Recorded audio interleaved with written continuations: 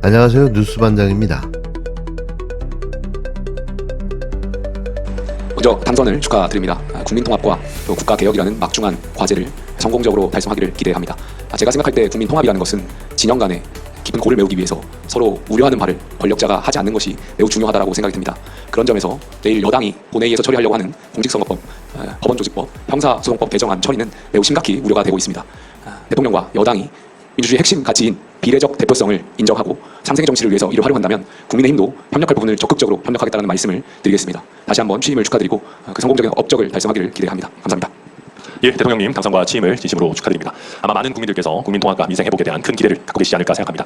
그런데 동시에 기대와 함께 우려를 갖고 계시는 국민들도 적지 않게 계실 것입니다.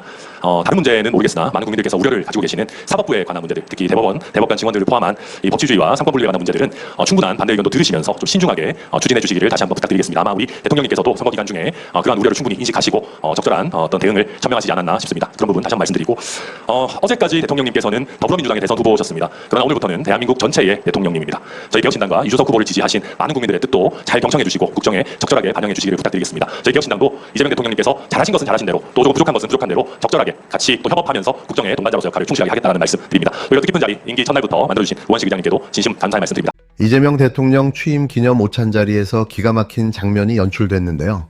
국힘당 김용태 비대위원장과 개신당 천하람 원내대표가 나서서 마치 국정 동반자라도 되는 양 국민통합과 협치를 운운하며 훈수를 두고 나섰습니다. 이 무슨 개 풀 뜯어먹는 삽소리를 하고 있는 걸까요? 그것도 대통령 취임 당일 무슨 자격으로 말이죠. 자기들이 여당일 때는 거부권만 수십 번 휘두르며 법안 처리를 가로막고 야당이 제안한 민생 법안은 단 한 번도 상생의 정치로 받아들인 적이 없던 인간들인데요. 이제 와서 본회의 법안 처리에 대해 우려된다, 신중하게 해달라, 충분한 반대 의견을 들어달라며 말장난을 늘어놓고 있는 겁니다. 도대체 언제부터 권력자가 입법부가 발의한 법안을 소수 야당 눈치를 보며 처리해왔습니까? 자기들이 정권을 잡았을 때 무슨 짓을 했는지 벌써 잊은 걸까요? 공직선거법, 형사소송법, 법원조직법 개정안은 윤석열 정권과 국힘당이 망가뜨린 헌정질서를 바로잡기 위한 최소한의 조치인데요. 비례대표제 왜곡, 법원 장악 시도, 검찰공화국 완성 시나리오를 막기 위한 불가피한 개혁입니다. 그런데도 통합에 어긋난다, 협치가 부족하다고 지적하는 건 전형적인 이중잣대인 거죠. 더 가관인 건 이재명 대통령에게 오늘부터는 대한민국 전체의 대통령이니 우리말도 들어달라는 식의 발언까지 했다는 점인데요. 아니 이건 협박입니까? 훈계입니까? 대선에서 패배한 정당들이 대통령을 향해 조건부 지지를 운운하는 건 매우 부적절한 처신인데요. 과반수에 달하는 국민이 왜 이재명 대통령을 지지했을까요? 진정한 국민통합은 기득권을 수호하는 것이 아니라 국민 대다수의 삶을 되돌리는 데서 시작돼야 하는데요. 국힘당은 국민통합을 오직 자기들 밥그릇 지키는 수단으로만 여기고 있습니다. 이재명 정부가 적폐청산과 개혁 입법, 사법 정상화를 추진하려 하자마자 튀어나온 우려 운운은 결국 자기들의 범죄와 과오를 덮기 위한 방패막이에 불과한데요. 이재명 대통령은 겉으로는 아무렇지 않은 척했지만 표정에 읽히는 감정은 숨길 수 없었습니다. 이재명 대통령이 대한민국의 주권자인 국민을 위한 개혁을 시작하는데요. 구체제의 반발이 거셀 수밖에 없습니다. 구시대 기득권과 사법 카르텔, 국힘당 그리고 윤석열의 유산이 곳곳에 잔존하고 있기 때문인데요. 그러나 국민은 진실을 알고 있고 그 진실의 힘은 어떤 조직의 반발보다도 강합니다. 이제 시작입니다. 법과 정의가 살아 숨쉬는 나라, 국민을 위해 움직이는 사법부, 다시 민생으로 복원되는 정치가 열려야 하는데요. 이재명 정부의 개혁 드라이브는 절대 멈춰서는 안 됩니다. 이제 와서 통합이니 협치니 따지고 들 시간은 없는데요. 이미 윤석열과 국힘당이 협치의 무덤을 만든 지는 오래됐고 국민은 다 기억하고 있습니다. 거부권을 남발했던 윤석열, 개혁 법안을 발목 잡던 국힘당, 자기들이 할 때는 마음대로 해놓고 이제 와서 고상한 척 훈계나 늘어놓는 이 뻔뻔함, 전형적인 내로남불인 겁니다. 이재명 대통령은 그런 낡은 질서를 정리하라고 국민이 선택한 대통령인데요. 더 이상 미룰 수 없습니다. 지금 이 순간 국민의 뜻을 따르는 것이 진정한 통합이며 가장 확실한 민주주의 실현인데요. 다행히 이런 뻔뻔한 소리에 대한 명확한 답변이 현장에서 나왔다는 거죠. 사회민주당 한창민 대표가 정확하게 정리해줬는데요. 한창민 대표의 발언처럼 지금이 마지막 기회라는 각오로 뚝심 있게 개혁의 길을 향해 한 발 한 발 뚜벅뚜벅 걸어 나가야 합니다. 이재명 대표님 정말 진심으로 축하드리고 국민들도 그 마음을 온 마음을 다하고 있다고 생각을 합니다. 그런데 축하의 인사가 귀가 들어오지 않을 정도로 어깨도 무거우실 거라고 생각합니다. 우리 앞에 놓인 현실이 만만치 않은 것도 잘 알고 있습니다. 국민 주권 정부, 국민을 주권자로 삼는 이 정부의 성공은 대한민국의 미래를 결정하는 매우 중요한 일입니다. 그렇기 때문에 어떤 진영이나 이해관계를 떠나서 이번 국민 주권 정부는 반드시 대한민국과 국민을 위해서 성공해야 합니다. 혹여 내란 세력들의 거센 반발이 있다 하더라도 국민을 믿고 민주주의를 방패로 삼아서 뚜벅뚜벅 걸어나가셨으면 좋겠습니다. 구체제의 모순과 낡은 질서 또한 만만치 않기 때문에 용기가 필요합니다. 그렇지만 이번이 마지막이라는 생각으로 용기를 내어주시고 국민을 믿고 대한민국의 미래를 위해서 힘차게 나아가시면 좋겠습니다. 저와 사회민주당도 온 힘을 다해서 민주주의와 민생의 회복, 내란 종식을 위해서 적극적으로 협력하며 함께하겠습니다. 다시 한번 진심으로 축하드리고 이 자리 만들어주셔서 감사드립니다. 이재명 대통령이 임기 첫날부터 국민 통합을 강조했는데요. 여야 대표들을 만나 화합과 협치를 약속하며 통합의 메시지를 분명히 전달했습니다. 그런데 정작 국회에서는 첫날부터 신경전이 벌어졌는데요. 더불어민주당이 법제사법위원회 소위에서 대법관 증원 법안을 단독으로 의결하자 국힘당이 강하게 반발하며 퇴장한 건데요. 또다시 개혁을 막기 위한 반사적 저항이 시작된 겁니다. 이번 법안은 현재 14명인 대법관 정원을 향후 4년에 걸쳐 4명씩 늘려 최종적으로 30명으로 확대하자는 내용인데요. 대법관 한 명이 연간 4,000건 이상의 사건을 다뤄야 하는 현실을 감안하면 사법부의 정상적 운영을 위해 필요한 조치입니다. 법안 심사를 주도한 박범계 의원은 사법개혁의 주제 중 대법관 증원 문제는 늘 거론돼 왔다며 이제는 숙고의 단계가 아니라 결단의 문제라고 밝혔는데요. 이는 단순한 입법이 아니라 오랜 기간 지연된 사법개혁을 본격화하겠다는 뜻입니다. 하지만 국힘당은 대통령이 되자마자 사법부를 장악하려 한다며 보복성 악법이라고 규정하고 퇴장했는데요. 대법관 수를 늘리는 법안이 곧바로 장악이라는 주장은 너무 나간 얘기입니다. 대법관은 대통령이 임명하되 대법원장의 제청과 국회의 인사청문을 거치게 돼 있는데요. 대통령이 마음대로 골라 임명할 수 있는 구조가 아니라는 점에서 국힘당의 주장은 사실과 거리가 멉니다. 오히려 주목해야 할 인물은 따로 있는데요. 바로 조희대 대법원장입니다. 이재명 대통령의 공직선거법 위반 사건을 유죄 취지로 파기환송하면서 대선 전국에 결정적 영향을 끼친 인물인데요. 그런 그가 이재명 대통령 취임식에 참석해 악수를 나누는 장면은 국민 눈에 매우 어색하게 비쳤습니다. 이재명 대통령은 사법부를 존중하며 협력 의지를 밝혔는데요. 대통령에게 불리한 판결을 내렸던 대법원장과도 공개적으로 마주한 모습은 통합의 진정성을 보여주는 장면이었습니다. 국힘당은 민생도 외교안보도 아닌 첫 입법 행위가 사법부 장악법이라니 충격이라고 주장했는데요. 실제로는 국정의 우선순위를 사법개혁에 두겠다는 이재명 대통령의 의지로 해석하는 것이 타당합니다. 더불어민주당 내부에서는 여론을 좀 더 들어보자는 신중론도 나왔는데요. 이에 따라 법사위 전체 회의 처리는 일단 미뤄졌습니다. 독단이 아니라 절차를 지키며 국민과 호흡하려는 태도라는 점에서 무책임한 밀어붙이기와는 거리가 멀어져 사법부는 지금 신뢰 위기입니다. 재판 지연은 기본이고 납득하기 어려운 판결들이 이어지며 국민적 불신이 커졌는데요. 사법부가 제 역할을 하려면 구조적 개혁이 불가피하다는 목소리는 오래전부터 있어져 왔습니다. 국힘당은 이런 문제를 외면한 채 장악이라는 단어만 반복하고 있는데요. 이쯤 되면 사법개혁을 막기 위한 정치적 방탄 논리일 뿐입니다. 이재명 대통령은 통합을 외치면서도 개혁의 발걸음을 멈추지 않고 있는데요. 말뿐인 통합이 아닌 실질적인 변화로 국민 신뢰를 되찾겠다는 의지가 분명히 드러난 겁니다. 취임 첫날 국정의 첫 단추를 사법개혁으로 꿰겠다는 이재명 대통령의 선택은 결코 우연이 아닌데요. 개혁을 외면한 채 반대만 일삼는 세력과 책임있게 개혁을 추진하려는 정부와 여당 중 누가 국민을 위한 선택을 하고 있는지는 너무나도 명확합니다. 작년과 올해 직권남용 권리 행사 방해, 피의 사실 공표, 공무상 비밀 누설, 직무유기 혐의로 공수처에 고발되어 있는 서울중앙지검장 이창수의 사표가 새로운 대통령이 당선되던 날 전격 수리되었습니다. 내란숙의 윤석열의 입과 손발이었던 자가 아무런 징계도 받지 않고 민간인이 되었습니다. 이창수의 퇴장은 결코 조용히 넘어갈 일이 아닙니다. 검찰권을 정치 권력의 사적 도구로 전락시킨 주범이기 때문입니다. 이에 조국 혁신당은 공수처에 이창수에 대한 즉각적인 출국 금지와 직권남용 권리 행사 방해, 피의사실 공표, 공무상 비밀 누설, 직무유기 등 범죄 행위에 대한 철저하고 엄정한 수사를 강력히 촉구합니다. 서울고검이 이창수 중앙지검장에 의해 무혐의 처리된 김건희의 도이치모터스 주가 조작 사건에 대해 재기 수사를 결정한 것에서 알 수 있듯이 이창수와 당시 수사 책임자들은 정치적 이해관계에 따라 검찰권을 남용했습니다. 검사징계법에 따르면 검사가 퇴직을 희망할 경우 법무부 장관은 징계 사유의 여부를 대검찰청에 확인하게 되어 있습니다. 감찰이 시작된 이후에는 사표 수리가 어렵습니다. 검사가 해임 징계를 받을 경우 변호사 개업도 3년간 금지됩니다.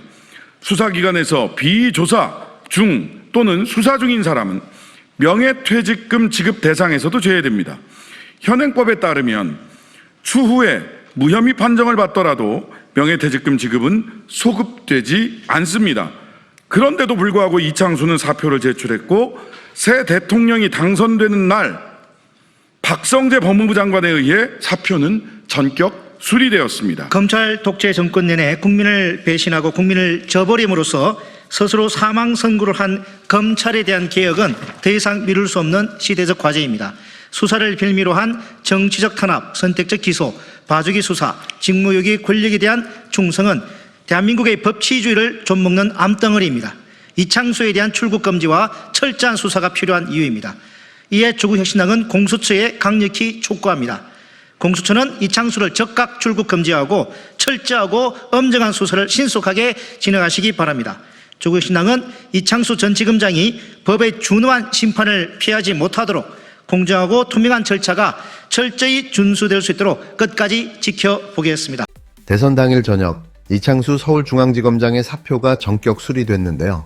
윤석열 정권의 핵심 검사였던 이창수가 정권 교체와 함께 사실상 도피성 빤스런을 선택한 셈입니다. 이창수는 지난달 20일 사의를 표명했는데요. 사직서 수리는 대선 직후인 3일 저녁 이뤄졌습니다. 사표는 법무부가 수리했고 이주호 대통령 권한대행이 제가했는데요. 아주 쌍으로 놀고 있는 거죠. 그래서였을까요?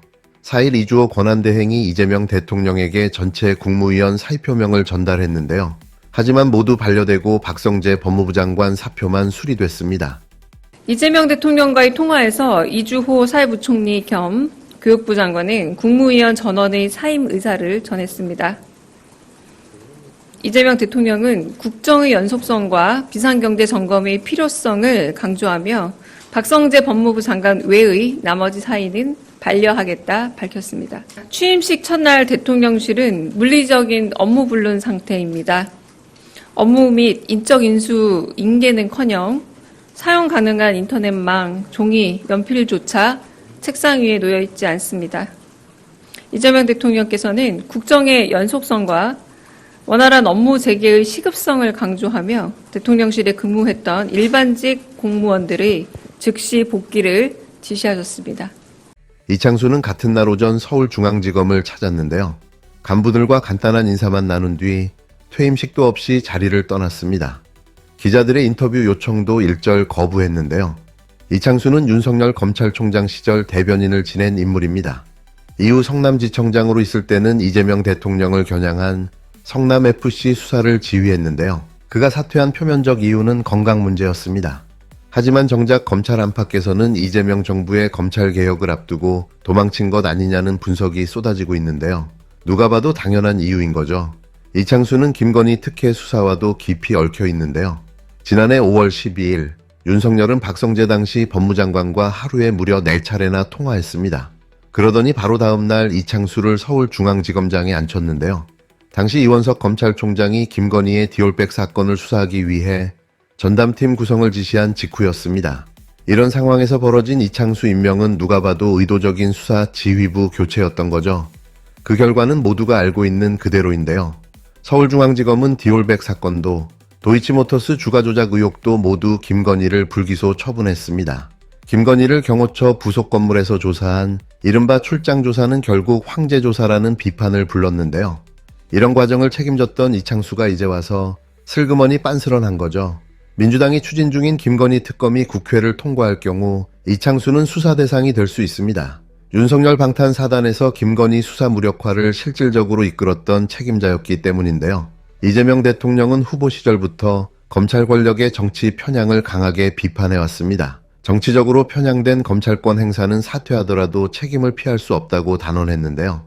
이 발언은 이창수 같은 윤석열 사단 검사들을 정확히 겨냥한 경고였습니다. 검찰 내부는 지금 심상치 않은 분위기인데요. 민주당은 수사권을 중대범죄수사청으로 넘기고 검찰은 공소청으로 축소하는 고강도 검찰 개혁 방안을 구상 중입니다. 실제로 한 부장검사는 검사들을 중수청으로 보내면 다들 옷을 벗을 것 같다는 말까지 했는데요. 검찰권을 내려놓느니 아예 떠나겠다는 분위기인 거죠. 이는 수사권이 없으면 존재 의미가 없다는 고백과 다르지 않는데요. 그러나 다른 한편에서는 퇴직 후 갈 만한 대형 로펌 자리가 한정돼 있어 실제 사직 규모는 크지 않을 것이란 전망도 있습니다. 변호사도 넘쳐나 갈 데가 없다는 말인 거죠. 이창수의 사퇴는 단순한 빤스런이 아닙니다. 이는 윤석열 사단 해체의 신호탄인데요. 검찰개혁의 물꼬가 드디어 붕괴되기 시작했다는 의미입니다. 국힘당과 검찰이 유착했던 구조, 그 부패 카르텔이 무너져 내리기 시작한 건데요. 정권을 등에 업고 칼춤을 추던 검사들이 이제는 칼을 놓고 줄줄이 도망치고 있는 모습인 겁니다. 책임 있는 자리는 끝까지 지켜야 한다고 말해온 이들이 책임을 지게 되자 가장 먼저 도망치고 있는 현실이 참 씁쓸한데요. 이창수는 사직으로 모든 걸 덮으려 하겠지만 진실은 끝까지 쫓아갑니다. 김건희 특검이 반드시 성사돼야 하는 이유도 바로 여기에 있는데요. 이창수는 수사를 피할 수 없고 윤석열의 사법농단은 반드시 단죄돼야 합니다.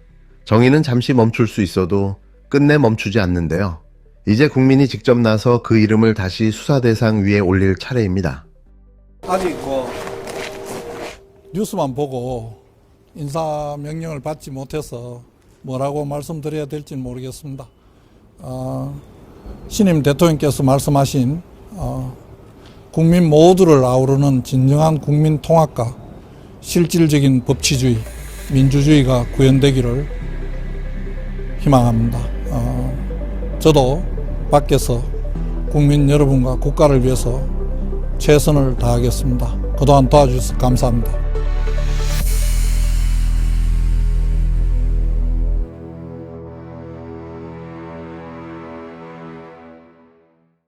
안녕하세요. 오늘 저희가 살펴볼 내용은 이재명 대통령 취임 직후의 정치 상황입니다. 취임 기념 오찬 자리가 있었는데 겉으로는 화기애애했지만 야당 대표들 발언에 좀 뼈가 있었다면서요? 네, 그렇습니다. 보내주신 자료들을 보면 뭐랄까 축하와 덕담 속에서도 상당히 좀 미묘한 긴장감이 흐르는 게 보입니다. 네. 그래서 오늘 이 자료들을 바탕으로 새 정부 출범 초기의 그 정치 지형, 특히 야당 반응하고요. 또 사법개혁 논란, 그리고 이창수 전 지검장 사퇴 문제, 이런 핵심들을 좀 짚어보겠습니다. 좋습니다. 이게 여러 정치인 발언 기록이나 특정 법안 논쟁, 또 검찰 고위직 거취 문제 같은 자료들이 참 복잡하게 얽혀 있는데요. 오늘 저희는 이 조각들을 맞춰보면서 초기 국정 운영 방향과 갈등 요인이 뭔지, 그리고 이게 또 당신에게 어떤 의미가 있을지 그걸 파악하는 데 목표를 두고 이야기 나눠보죠. 그럼 바로 그 취임식 오찬 분위기부터 시작해볼까요? 국민의힘 김용태 비대위원장이나 개혁신당 천하람 원내대표 같은 분들이 축하하면서도 좀 우려를 표했다고요? 맞습니다. 특히 이제 여당이 추진하려는 법안들 있잖아요. 공직선거법, 법원조직법, 형소법 개정안. 여기에 대해서 좀 신중해야 한다. 이런 목소리를 냈죠. 대법관 증원 같은 그런 사법부 관련 이슈 때문에요? 네, 그렇죠. 그런 부분에 좀 민감하게 반응하면서 국민 통합이라든지 반대 의견도 좀 들어야 한다. 이런 점을 강조했습니다. 겉으로는 협치를 말하지만 사실상 새 정부의 개혁 드라이브를 좀 견제하려는 그런 의도가 보이죠. 근데 자료에는 또 이런 야당 입장에 대한 반박도 꽤 날카롭게 담겨 있네요. 뭐 과거 여당일 때는 야당 법안 막지 않았냐, 이거 내로남불 아니냐 이런 비판이 있다는 거죠. 최소한의 개혁 조치다. 뭐 이런 시각인 거죠. 사회민주당 한창민 대표 발언도 있던데요. 저항이 있더라도 개혁해야 한다. 지금이 마지막 기회다. 이런 좀 절박함까지 느껴지던데요. 그렇습니다. 통합이냐 개혁이냐 이 사이에서 벌써부터 팽팽한 줄더리기가 시작된 거라고 볼 수 있겠습니다. 그 중심에 있는 게 바로 사법개혁, 특히 대법관 증원 법안인데 이게 정말 뜨겁습니다. 현재 14명에서 최종 30명까지 늘리자는 건데 추진하는 쪽 논리는 뭔가요? 네, 주로 더불어민주당 쪽인데요. 대법관 한 명이 1년에 처리하는 사건이 너무 많다. 막 4,000건 넘는다고 하니까요. 이걸 해소해서 사법부를 좀 정상화해야 한다는 겁니다. 4,000건이요. 네, 박범계 의원 발언처럼 이게 뭐 오랜 수건 과제였다. 이제는 좀 결단해야 한다. 이런 입장이고요. 재판 지연 같은 사법 불신 문제, 이걸 해결하기 위한 구조 개혁이다. 이런 명분을 내세우고 있습니다. 하지만 자료 보면 반대쪽에서는 사법부 장악 시도다. 이거 보복성 악법이다. 이러면서 굉장히 격앙도 있어요. 법사위 소위에서 퇴장까지 할 정도였으니까요. 이 장악이라는 프레임은 어떻게 봐야 할까요? 네, 야당의 반발이 아주 거센 건 사실입니다. 기록에도 분명히 나와 있고요. 그런데 자료 안에는 또 다른 시각도 있어요.